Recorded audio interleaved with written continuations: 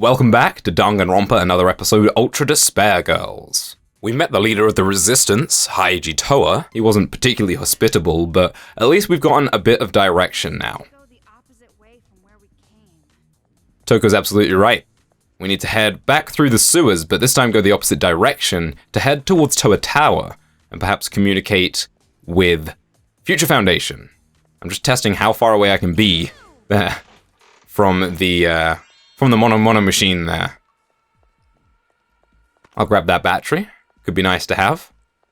And before we head off that way up that ladder you just saw a peek of, there is a collectible back here that I pointed out before we went into the secret base and made a note of, probably for my own sake more than anyone else. I have my notes up here, but I have a tendency to forget things sometimes. So let's grab...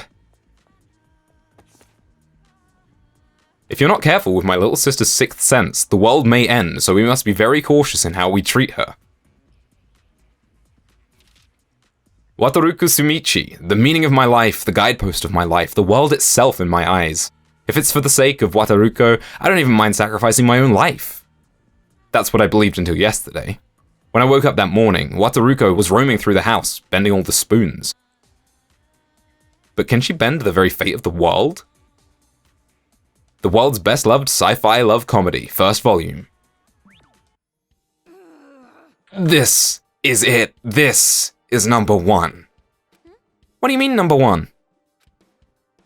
This is not funny at all. Of all the books in the world, this refuse known as light novels is my number one most hated thing.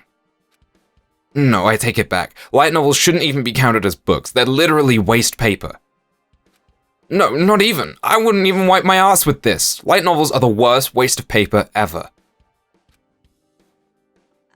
Well, obviously I don't read them either, but surely some of them aren't so bad. They say that tastes grow over time, so maybe if you give it another shot? Don't mess with You couldn't pay me to give light novels another shot. That's a pretty thorough hatred you have there. You said you don't read them either, right? That makes me think that maybe, for the first time, I can see you as a human being. What did you see me as before? So, what kind of literature do you fancy? Postmodernism, romanticism? You better not tell me you like Victorian novels with a straight face. I don't really know how it's classified. I'm really just into manga. Manga? That's not literature. It's not even a novel. Well, it's a graphic novel, and there's tons of different kinds. You should try reading one. Collaborations from failed storyboard artists and English major dropouts? No thanks. Manga's a waste of resources too, like light novels. Maybe worse. Hey, you can make fun of me all you want, but if you make fun of manga, you've crossed the line. I won't forgive you. Where did all this passion come from? Well, I mean, reading manga is like my only hobby. I'm proud of the fact that I'm well read. You don't like it when people make fun of the stuff you think is important, right? Don't you dare talk about novels and your little picture books as if they're on the same level. And you say you're more well-read than others. I bet that means you only read like one a week. I see through you. You're just a self-declared otaku. For a high school girl, 1 week is a lot. I have to buy them with my allowance after all. And what's important is the quality, not the quantity. It's about your love of the medium.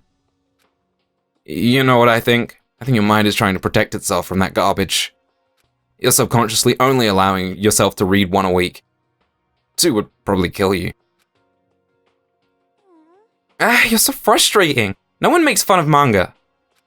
And making fun of me for not reading a lot of them? Just because I refuse to buy used? Yeah, your love of terrible manga is so gross. That's not it. They're not terrible! What's going on? Fine, but you're still gross. That is one of the chunkiest bits of dialogue we've had for one of those yet.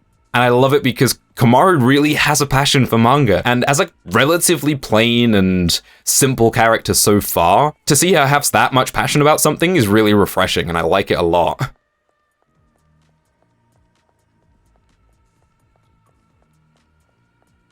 Looks like we can get out if we climb that ladder. Finally, at long last. Yes, so all we need to do is kill these Monokumas, Get ourselves 120 mana coins, and now we can leave. Oh, this place is a graveyard. Looks like it. It doesn't just look like it. It's clearly a graveyard. This whole town is basically a graveyard anyway. At least this place buried the bodies. That's not the problem. I've had the ability to see ghosts ever since I was a kid. Oh, really? If you like the occult, I know just the guy you should meet. He's even more of an idiot than you. You'd really hit it off. What do you say? Well, first we have to get out of here. That sure would be an interesting meeting. Komaru and Yasuhiro would be a strange combination. We got our third hidden kid of the chapter here. Kotoko, not Kotoko. I generally prefer Japanese voiceovers, and this game is no exception. I think the English dub is fine, but the pronunciation of Kotoko's name, Kotoko, really bothers me more than it should, perhaps. I'm no expert on pronunciation, and I'm also not a voice actor, so I won't judge too harshly, but that one just bothers me. Well, this is quite a colorful street. I'm sure some pretty girl designed it. Well, this is a pretty beautiful area, and one of my favorite areas of the game visually. The sewers was a good start, but this really pops. I love it. It really looks fantastic. And it's kind of fitting for the chapter as well. Before we proceed, there is a save point over there if you so desire, and there's also an NPC to talk to here. Are you okay? If my options are okay and not okay, I'm pretty friggin' far from okay. Well, we're not exactly okay either. I don't think a single adult in this town is okay. Maybe, but that doesn't make me feel any better. Never expected something like this. Been living here 10 years. 10 years? You're from here? Then do you know why the children are acting like this? Don't have a friggin' clue, but I know what they've done. Those kids, they killed my family and made a diorama with the bodies. Hey. Can you imagine it? Seeing your family's bodies nailed to a wall, necks fixed into position with a wire, and knowing you just have to hide and watch them do it. You can't imagine it, can you? That's fine. That's normal. You shouldn't have to imagine something like that your whole damn life. Shit. So why? Why me? I wish I could have been normal again. I wish I hadn't seen it.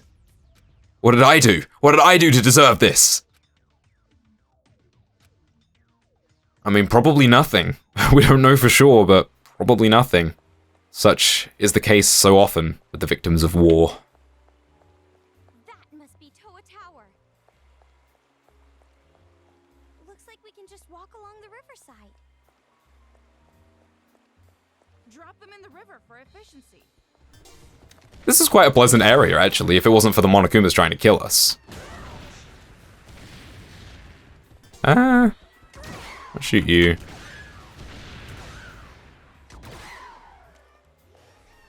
Okay, well that's that dealt with. No drops to be had. Oh, wait a second. I knew there was something here. Very almost missed it. Precision shots, which I believe is another one to help our aim. Decreases laser sight move speed slightly. Again, probably more useful for Vita players. I've never played this game on the Vita. I've never owned a Vita. If you played this game on the Vita, let me know. What was it like? I've seen gameplay of it on the Vita, and the aiming looks pretty dodgy. Well, it finally happened. I actually missed a collectible back here, and that's because it's here. That is very, very difficult to see just passing by. The lighting of this area, the bright colors and all that, it really blends in. But here it is the one collectible we missed in this part. How to Kill Demons, Masterpiece number 2. Cut off the ears, stuff them in the nose, and then kill them. Cut off the fingers and put them at their butt, and kill them. It's smelly, but just do it. Attach a female demon's boobs onto a male demon to make a she-male demon, and then kill it. Use a lot of tools and bend the body, and then tie their hair around their heels to kill them, cut all the pink stuff out of their mouths and feed it to doggies, stab their eyeballs with toothpicks and kill them. It's an interesting parallel there between that notes and the one that we found in the Adults Secret HQ. There's some weird machine lying here. For a world-famous IT organization, Towa sure likes to make weird crap. Another tutorial for you. This device is a hologram projector TV built by scavenging Towa's technology. If you turn it on, a video of a child will appear. Perhaps the kids modified it. It appears the Monokumas love modern technology because they are drawn to it. But this unit doesn't emit any sound, so only enemies who can see it will react to it. By utilizing this special ability, I bet you can wipe out the enemy in one blow. And if you haven't already figured this out, turn it on with Move. Use these hologram TVs skillfully to progress forward. Why don't we give moving that a try? Amazing! A hologram! Look, Toko, holograms! Jeez, you're awfully excited. Calm down, woman. So we've got another element to the puzzle rooms. They're gradually building them up, and this is actually the beginning of one of my favorite segments of the game. I talked about the visual style earlier, and it just gets better. You gotta attack the shield one from behind. We'll have a look in this room in more detail as we go in, but yeah, this is one of my favorite rooms in the game, and Chapter 2 really goes all out with the art direction. So, what we need to do is move it, Stuck on that thing. and then we'll shoot that guy instead of knocking him back, because I don't want to miss all the shield Monokumas. Knocking him back would instantly kill him, but not going to take the risk. That's another challenge cleared. Got some money, health's full. So yeah, let's have a look around this room before we do anything else. We can see a certain green-haired individual here. Looks kind of familiar. Very fairy tale-esque. Looks like the story perhaps of Sleeping Beauty with the poisoned apple. That guy looks familiar with the blue hair.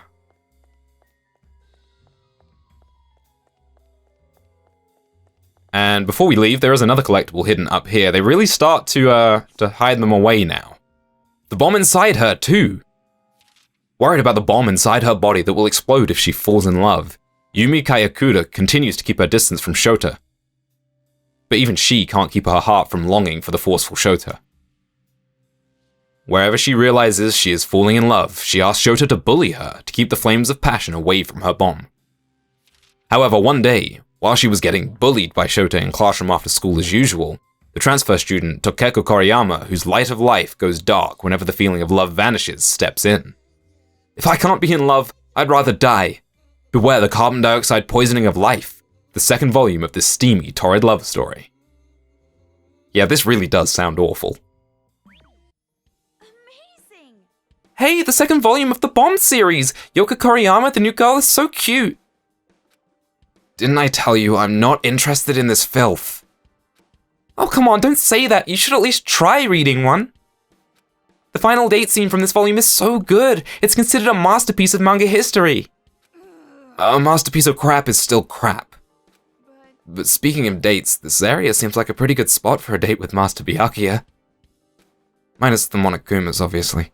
You're right. Yeah, it'd be nice for a couple to walk on the shore and eat sweets hand in hand. I want a date like that for my first time. I took you for some sleazy tramp who just acts innocent. You really don't have any experience? Of course not, yes! Well, which one is it? I totally have experience, lots of it, too many to count with both hands. I flip through attractive boys like pages in a manga. So then you are just putting on an act. You don't look it, but you're a poisonous little succubus on the inside. Oh, well, no, maybe not that bad. Nothing. No, really, if you're gonna be a slut, you should at least be proud of it. Sorry. Ah, okay, I lied. I don't have any experience. What? Why would you lie about that? Well, I didn't want you to make fun of me. Your views on sex are about a quarter of a century old. Only the most narrow-minded vermin measure a person's worth by their sexual experience. Well, even though I never actually went on a date, I have been asked out before. So you turned them down? Yeah, because they were all my friends' exes, or like, guys older than my dad. I can see that. The aura that really pulls in the lecherous types is just bursting out of you. 10 years from now, you'll probably be sold off to cover some low-life's gambling debts. Stop it! Don't say that or it might come true! Well, what can I say? You've got a face that ugly guys love. The kind of face that makes them think, even I have a chance with her. Well, thanks, Toko. I'll remember that. That was actually going really well for Toko for a little while, and then she just threw it out the window again. I really, really enjoy playing this game, collecting all the collectibles and talking to everyone there is to talk to, because it's just a completely more thorough experience. Got some kids along here. This really is a fantastically designed area, I love it. Also, got some Monokumas dancing, and I'm pretty sure they'll just leave me alone. Unfortunately, there are also dead bodies along here. It's another arcade machine room. Yep, we got another challenge here. Let's grab our Mono machine and see what there is to see. The Monokuma with the shield again. I just have to hit it from behind, right? That's correct. Using move will attract the bomber over here, then knock back it. Ooh, it aggroed on me, that's not good. Yeah. Because it aggroed on me, I didn't get the full completion there. It's really weird, but it does do that. It's a little frustrating, but we should be able to A-rank the chapter anyway. As we can see, we've got another kind of fairy tale room here. This one, I guess, based off of Cinderella, with a certain pink-haired girl that may seem familiar, and a certain red-haired boy who may also seem familiar. This area really builds up the Warriors of Hope yet more as characters. We've already seen them depicted as kind of anime-style heroes, and now they're being shown as characters in a fairy tale. It shows just how deep in a fantasy they really are. And what is a fantasy if not a form of escapism? I just looked at my notes and realized I missed a collectible in the last area, so that's why we're going back to get it. There is a hidden kid across the river, and this one's actually really tricky, so it's not a surprise that I missed it. It really does blend in there. There's Nagase, number 4. And I believe there is another collectible just outside this challenge room. On the far right over here. Here it is. This scene may seem familiar, and once we pick up the collectible, it'll make a lot of sense. Memoirs of Jataro Kamuri. The faces the demons make when I'm hunting them is seriously always the best. The very top of warmed milk is always gooey. When a demon's up against the wall, they always clench their teeth or open their lips slowly, but in the end, when I kill them, they always open their lips and shudder like crazy. Anyways, the sound of the bell that rings when you enter the store is so cute sounding, right? People who make those must have a bad personality. People who make pretty or cute things have bad attitudes. Yeah, it's time to talk about Jataro. The artist. The little ultimate art. It wasn't a pretty girl who created all this, as Toko said. I believe, though I don't think it's ever explicitly stated, it's implied that Jataro was the one who decorated this whole area, and given that... We're almost at Towa Tower. Thanks for interrupting me, Komaru. I think it's quite safe to assume that Jataro did design this area, given that he is the little ultimate art, and we found his memoir here, and there was talk of dioramas and such. One of the reasons I really like Jataro as a character is because his character explores the concept of invasive thoughts.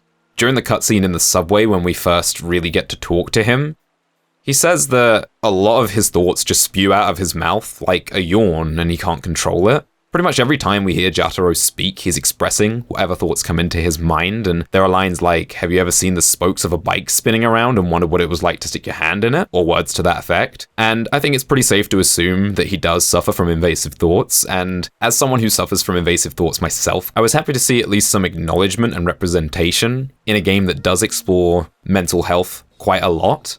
I think that's one of the reasons I have a bit of a soft spot for Jataro, and it comes down to mental health awareness, I think. Even children do suffer from these kinds of things, and this game does a decent job of showing that in a lot of places. So this is Towa Tower. It's amazingly huge once you see it close up. Huge is good. It's as if I'm being looked down on. Makes me all tingly. Just as I thought. You are definitely a strange one.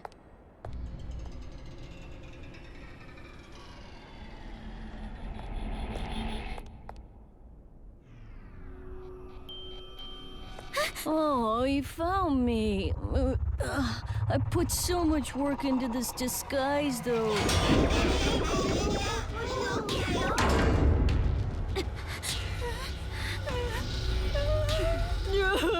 I am such a coward. So cowardly, I have to resort to superior numbers just to beat up girls. Do you hate me now? If you say you hate me, I'll turn you into a splendid diorama. As the little ultimate art, I'll put every bit of my skill into it. That brat!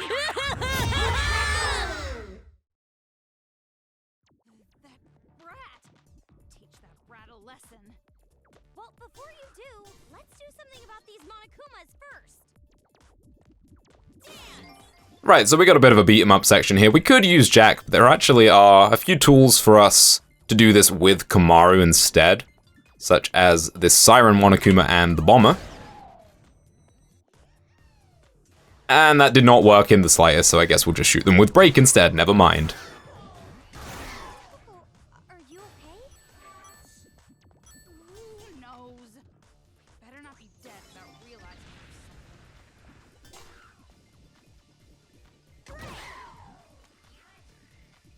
That's a bit better. Monokumas everywhere. Time to break their gestalt wide open. Until I see my parents in Makoto, I can't die yet. Just a little more.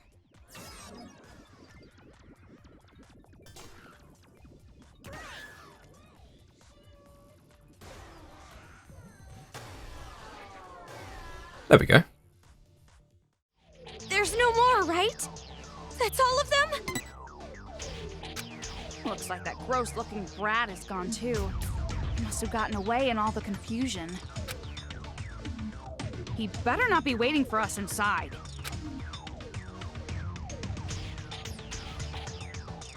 Hey, don't you think this was that white Monokuma's trap? No way! Shirokuma wouldn't do that! Either way, this is definitely dangerous. Are you sure you want to do this? I mean, there's no place to go even if we turn back. And I don't know what else to do. So, if that's the case, the only thing we can do is move forward. A pessimistic optimist. But why do you look like you don't want to do this? What do you mean? I mean, you don't look like you want to go to Towa Tower. Are you worried about something? It's not like that. You're just thinking too much. I hope so. Alright, well we've made it now to Towa Tower, which is quite a large section of the game that will bring us up to the end of the chapter. We can't backtrack anymore. The only way is forward.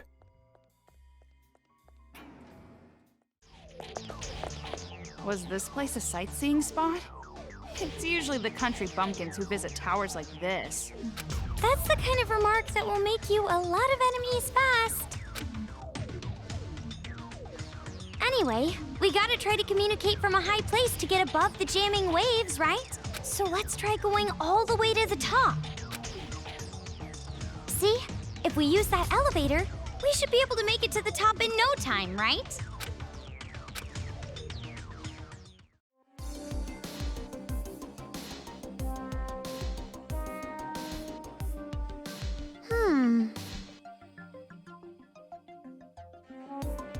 Welcome to Towa Tower, and for the first time in this Let's Play, I love this music. We got a lot of exploring to do, and first things first, before we do what we need to do, which is check out the elevator, we got some stuff around the corner here. We got some mono machines, we got a shop, and I believe we also have, a save point. So we can check all these out, and then we will investigate Towa Tower in its entirety in the next part. Hello! So I bought all the bling bullets so far in this chapter, but we have a few more coins and I can now increase my lust gauge growth rate. And, let's get some more combo attacks as well. And yeah, as I said, now that we've come here to Towa Tower, in the next part, we'll grab that collectible that's glinting in the distance there, and we will make our way through Towa Tower.